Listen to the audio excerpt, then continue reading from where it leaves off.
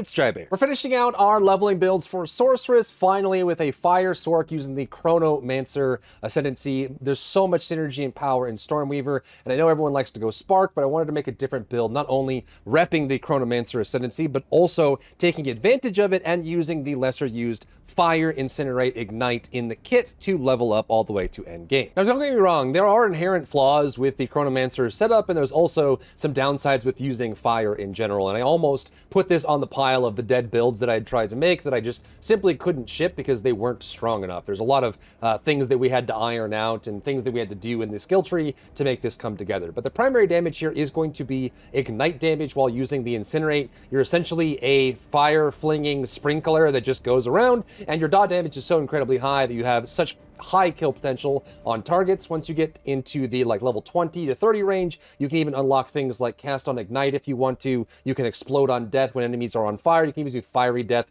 if you want, and there's just so much fire damage coming from this that is able to scale greatly. But what we're going to do is take advantage of some defensive options in the Sorceress side of the tree, kind of near the Templar area, and also some of the benefits of the Chronomancer Ascendancy to make flames our kind of big win here. The biggest downside with Incinerate is it slows you down and you have to channel. As soon as you stop channeling, you lose those buffs. You look in the top corner, you get stacks and stacks as you channel Incinerate. The higher it goes, the more damage you do. However, when you let go, you instantly lose all those stacks, and you also take a little bit more damage while walking around slowly breathing fire. So we're going to use the Temporal Rift reset on the Chronomancer Ascendancy to allow us to eat some damage while we're channeling on tough enemies, and then we can just reset our HP back to what it was. We can also use things like Mind Over Matter to allow us to use our mana pool for damage reduction, like we just take damage through mana and then health, which gives us a lot of options for defense. And if we have enough mana regeneration and the Temporal Rift from Chronomancer, we can just keep resetting our HP, mana, and energy shield every 6 seconds, or every 4 seconds if you have it modified, in order to get the damage out there on top of it. And what's really cool about the damage from Incinerate is if you put a bunch of damage on Incinerate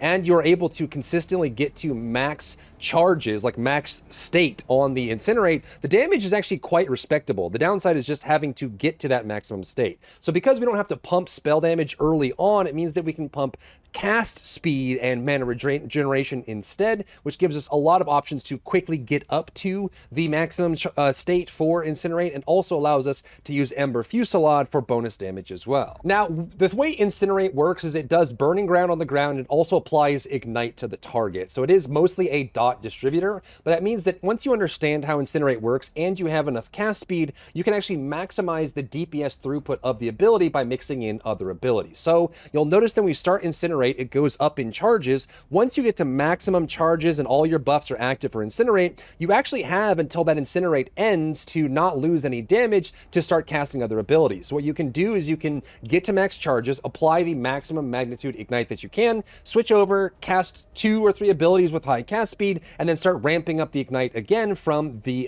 blast of Incinerate, so that you actually can work in other abilities instead of just sitting there channeling. I tried a bunch with a cast on Ignite to flip into it, and this one just seemed like the cleanest way to deal damage from it. And this is an at eye level boss fight as well. Same level. We're not out gearing or out leveling this. This is just an at eye level. The big thing about this is being able to manage your spells and placements. We will work in the Flame Wall only for Ember Fusillade projectiles, and we're going to be working in the maximum charge Incinerate to deal the highest Ignite damage. And then when that goes down, we want to get 2 or 3 casts of Ember Fusillade up, go back to the charge as well. And when we've taken too much damage from standing around, we can just re-roll it with Chronomancer and go back to it as well. You're playing off of your mana pool and your health pool to get more uptime on your flamethrower, and it does excellent damage in single target and in AoE. The big secret here that I would say that, initially I built Incinerate like a normal Sorceress build, and it felt really, really bad. So the way that I fixed it was messing around with a whole bunch of different options. You actually want to get into a little bit of cast speed, and you want to rush as fast as possible to the skill tree nodes that give you magnitude of Ignite. This is crucial because that's going to be your biggest damage increase for a lot of these, is being able to scale that magnitude on your dot. If you don't do that soon enough in the early game while you're leveling, Ignite's going to feel really really poor, and Incinerate's going to feel really slow. So you have to have the right things in the right place, and then it starts coming online, and you're just the fire sprinkler of doom. Of course, it wouldn't be a Drybear video without a handy dandy one sheet. This is all of the abilities you're going to be running with, as well as the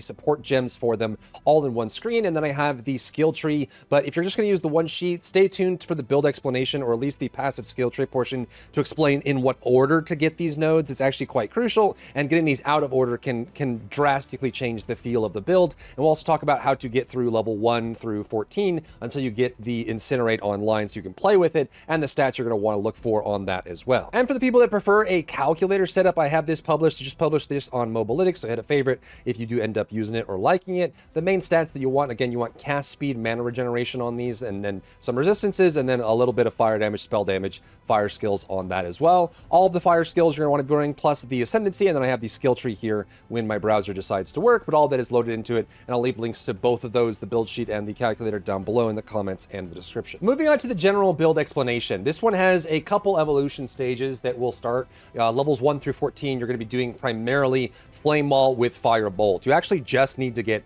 Fire Bolt from a staff to be able to get some scaling off of that. Just look at the level of the spell Firebolt. This makes the biggest difference for you on the staff, and if you can get any amount of spell damage or fire damage on it, that's even better, which helps you level there. But realistically, you can just throw Firebolts and throw down Flame Walls while you're leveling, and you'll get plenty of value out of that, which will allow you to do a whole bunch of things with it. So you can just kind of throw down the Fireball, throw down the Flame Walls, and Firebolt through it, and it should do a bunch of damage. You can easily add in things like Magnified Effect, which gives you bigger area on the explosion of the Firebolt, and you can even put Arcane Tempo to shoot more Firebolts overall. But this will carry you all the way through Act 1, essentially, is just throwing down these. Once you unlock Ember Fusillade, what I recommend doing is putting Scattershot on it. This one is just like Bone Storm from the Witch. If you take Scattershot off, you have a maximum of a certain amount of embers depending on the level of the ability. So you can see here, if we do this multiple times, we can stack up multiple, but you can save a lot of time if it's not your primary ability by putting Scattershot on it. This means that if you put a scatter shot, which gives additional projectiles, to an ability that stores up projectiles, like Ember Fusillade or Bone Storm, it won't add more to the maximum, it'll just allow you to get to maximum faster. So we put scatter shot on this, that means that instead of casting the Ember Fusillade 7 times, we can actually cast it twice to get 6 orbs on us, and then they'll fire out. So what you'll do is you'll Flame Wall, Fireball, Fireball, then you can Ember Fusillade twice, and then go back to Firewall and shoot it 2 or 3 times, and give enough time for those to fire, and then you can Fireball, Fireball, Ember Fusillade, Fireball, Fireball, and this will kill all bosses, everything through Act 1 as you move into Act 2, and before you unlock your big flamethrower sparkler system once it's fully online. Then once you unlock Solar Orb and Incinerate, that's going to be a bit of an increase for you based on how we're going to set up the skill tree. So the way you do this is you're just going to be throwing out a Solar Orb and let it pulse. This will do a large amount of fire damage in an area, and the rest of the time you're just channeling your Incinerate. So now let's talk about Incinerate and everything that you need to know about it. First, Incinerate as a stage system. I believe even at level 1 it has 8 stages. So you'll look in the, like if you look at the top right corner, the buffs here, if you shoot it out, you'll notice that it goes up in stages, and it shows the stage count at the top. When it's fully maxed out, you have the most amount of damage, and the damage that it's applying is scaling the value of the ignite on the target. So if you have max stage on Incinerate, the dot that gets placed on the target is going to be infinitely better than if you just started out. However, if you let go, you will lose all stages. I tried to mess around with some Chronomancer stuff to try and keep it. There's no way that I can find right now, at least prior to endgame and other like unique combinations, to be able to maintain those stacks. However, the duration of the ignite from it is long enough that we can actually, like 2.4 seconds, you can get this to max. Once it's maxed out, you can switch Fusillade, and then get back up, reapply the max charge, Fusillade, and you can do stuff like that. Throw down like your solar and put down your flammability as well, and go back to that.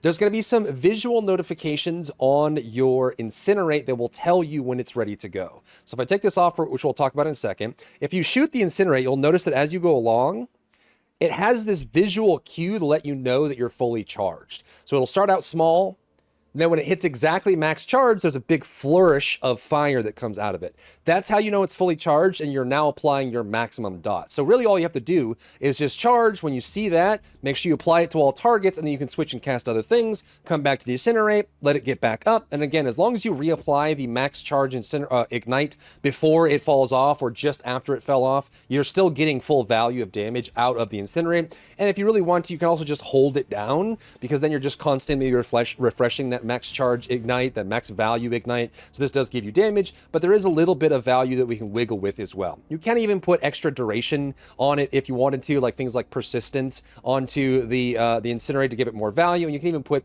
duration in the tree. But I find that the more you practice with swapping out the end of the max Incinerate into other abilities, the more you can maximize your damage output without having to add extra duration. And then later on the tree, we'll be able to get some extra duration and value from that as well, increasing things for your Ignite and also dealing damage from that. And you can add skill duration if you really want to too. Next, though, we are able to add even more damage to it. First, by doing considered casting. We're going to have enough cast speed in our tree to gain value from this, as we'll scale up the damage from Incinerate. And we're also going to add in momentum. So we can actually run both of these at once. This is 40% more damage from considered casting and another 40% more damage from momentum. Momentum just says that as long as you are still casting the ability from the cast that was originally there, if you move a total of 2 meters, you will gain 40% more damage. And since you can move while you're holding Incinerate, you will actually get that buff there. And this luckily has its own visual cue as well. So we're still channeling, we're at max charge, but if I go far enough, you'll notice this green flash goes on my character. That lets you know that momentum is activated and you're now dealing max damage. So once you have it activated, you just need to walk far enough. You'll see the green flash and the big flourish of fire. Now you're applying maximum Ignite. Once it's on the target, then you can switch off, reapply things, put down some curses, and go back to flaming. There's the flourish, there's the fire, max Ignite, go back to doing embers, things like that. And because we're running Scattershot on the embers, we're able to do it in 2 casts, gives us 6. 3 casts gives us 7, which isn't huge. You can just do 2 casts to keep it clean, but this gives you a nice big bonus there, and extra points if you can fit in a flame wall as well. So you're kind of, because you have so much cast speed in the build, you're able to do these things very easily and move around that way and stack up the damage that way. Then the last thing I'll leave you with is with the Ascendancies. You're going to be able to unlock some really awesome things in the Ascendancy, which we'll talk in that tree specifically once we're actually there. You can get some crazy cast speed from this. Every 12 seconds you get cast speed. You can even extend it with buffs expire slower. This gives you crazy ramp on Amber Fusillade and on your flames, but you can also use Temporal Rift as well as Time Freeze. This is basically a global room-wide stun that has heavy diminishing returns if you use it over and over, and then you also have Temporal Rift, which resets your timeline. So you'll see these after images from Temporal Rift. At any time you can press it, it'll take you back to the one that's 16 images ago, which will reset only your health, mana, and your energy shield. So when you take too much damage while you're sprinkling around, you can just reset it by going back with Temporal Rift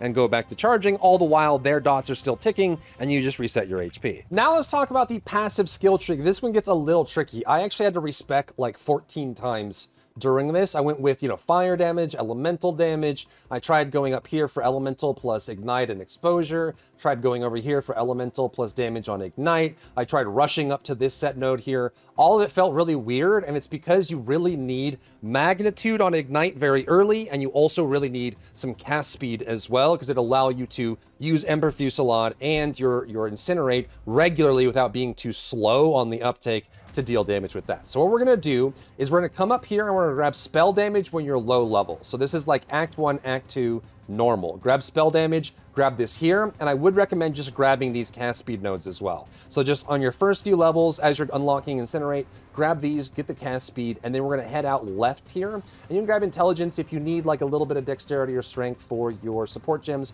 grab that as well. And we're going to come straight up here and immediately go to chance to ignite, magnitude of ignite 20%, magnitude of ignite 12%. This doesn't sound like a lot, like 32% magnitude of ignite. It actually is a massive amount and makes your dot damage go up really high early on. So that's what we're going to grab immediately from that standpoint. Then what I would do is I would go from here, go around, and you have to go here, get all the fire damage here, and then get the chance for burning enemies to explode. This gives you a whole bunch of boosts, and this is your starting point for like mid-game, your Trial of Ascendancy.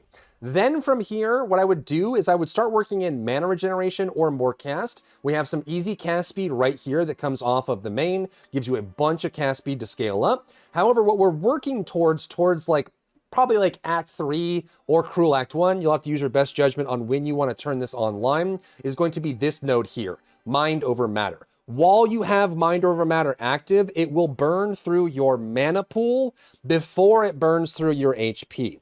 This is excellent because we can run a ton of cast speed and mana regeneration. There's mana regeneration here that we'll be able to grab. There's some mana regeneration over here that we can grab. We're going to be able to grab mana regeneration here and there. There's a whole bunch of it all over the place that we can use to recover our mana to be able to deal with it. But again, if you don't have enough mana regeneration, you turn this on, you'll be out of mana all the time, which is really rough. So think about when you want to do this. It depends on what you're comfortable with, how good you are at dodging. But remember, we have the reset from Chronomancer. So while we're doing this, and if we take too much damage through our mana, we can just reset it with the Chronomancer thing, get our mana back, our HP back, everything back, and go right back to burning and sprinklering over and over. And that combo just gives you a ton of survivability. The more mana you have, the more mana regeneration you have, the more you can survive and the more damage you can deal while constantly resetting that over and over. And again, once you get even more, like once you get into major trouble, you can start running with your time freeze as well.